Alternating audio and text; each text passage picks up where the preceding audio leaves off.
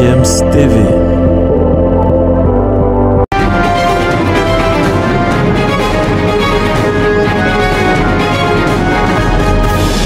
Vous êtes sur GFM TV, merci d'être présent. C'est sur Sport Matin qu'on vous reçoit avec, n'est-ce pas, des informations liées aux troisième et quatrième journées des éliminatoires de la Coupe d'Afrique des Nations Côte d'Ivoire 2023. On va aussi faire un tour du côté de l'UEFA pour parler de ce problème qui lie le FC Barcelone à la justice espagnole. Restez scotchés, on revient juste derrière après ce break.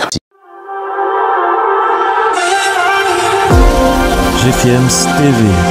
C'est donc reparti pour les éliminatoires de la Coupe d'Afrique des Nations Côte d'Ivoire 2023 avec plusieurs matchs qui se jouent donc sur le continent.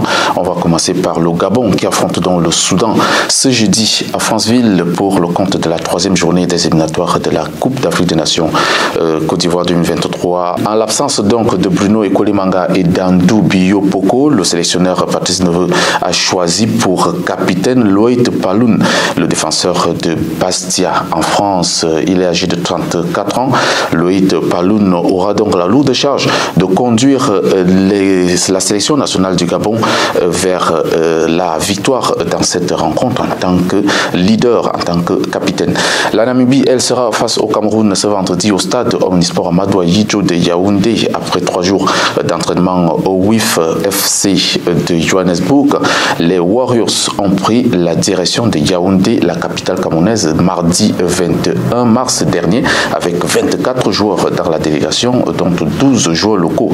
Ce jeudi, donc, la conférence de presse d'avant-match sera donc ce jeudi. Le sélectionneur Collins Benjamin sera face à la presse pour la conférence de presse d'avant-match et l'équipe descendra sur la pelouse du stade Amadou Ahidjo pour la traditionnelle reconnaissance de la pelouse.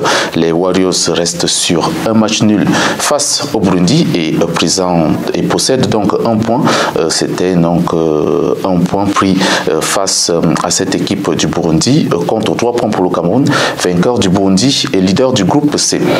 Du côté du Burkina Faso qui affronte demain le Togo à Marrakech, Dango Ouattara ne s'est pas entraîné hier avec les étalons. L'attaquant de Bournemouth, très en forme du côté de la Première Ligue depuis son arrivée il y a juste quelques mois, sera donc tout de même présent pour cette rencontre face au Togo en aller-retour. Bien sûr, il a été touché à la cheville il y a quelques jours et le médecin des étalons Alain Traoré rassure que le joueur, l'attaquant de Bournemouth, a été bien ménagé pour la séance de ce mercredi où il n'a certes pas assisté.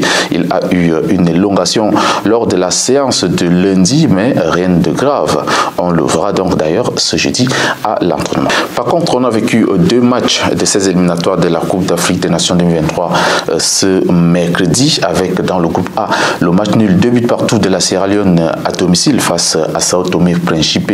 Les buts de Bundu à la 48e minute et Kome Moussa 78e minute pour les Sierra Leonais, puis le doublé de Léal pour Sao Tomé et Principe. Un match nul qui n'arrange pas les deux équipes classées respectivement 3e et 4e derrière le Nigeria leader et la Guinée-Bissau 2e. Dans le groupe L, on a enregistré un autre match nul, 1 but partout entre le Bénin et le Rwanda. C'est d'ailleurs Mugisha qui a ouvert le score pour l'équipe du Rwanda et Steve Mounier a donc égalisé en fin de match pour les Béninois. Les deux équipes font donc une mauvaise opération avec 1 point pour le Bénin classé dernier et 2 points pour le Rwanda dans ce groupe L classé avant-dernier.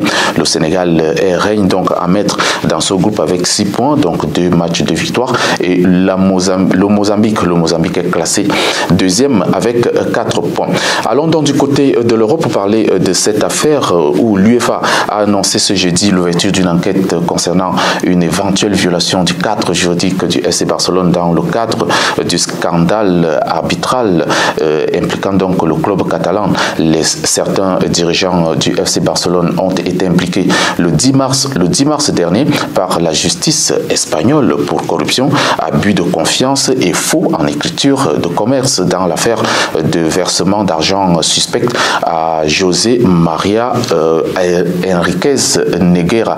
Il est donc l'ex-haut responsable de l'arbitrage espagnol également poursuivi. L'UEFA s'est donc saisi de ce dossier en fin février dernier après avoir demandé et obtenu les informations auprès de la Fédération espagnole de football. Le FC Barcelone risque d'être privé de la Ligue des Champions ou toute autre compétition européenne, mais ne risque rien du côté de l'Espagne. Il faut noter que le Barça est soupçonné d'avoir versé 7,3 millions d'euros à José María Enríquez Negreira, ancien arbitre et vice-président du comité technique arbitral de la Fédération espagnole de football.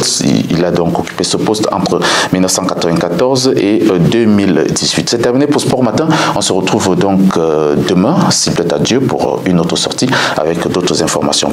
Portez-vous bien, restez sur Différents Suivis.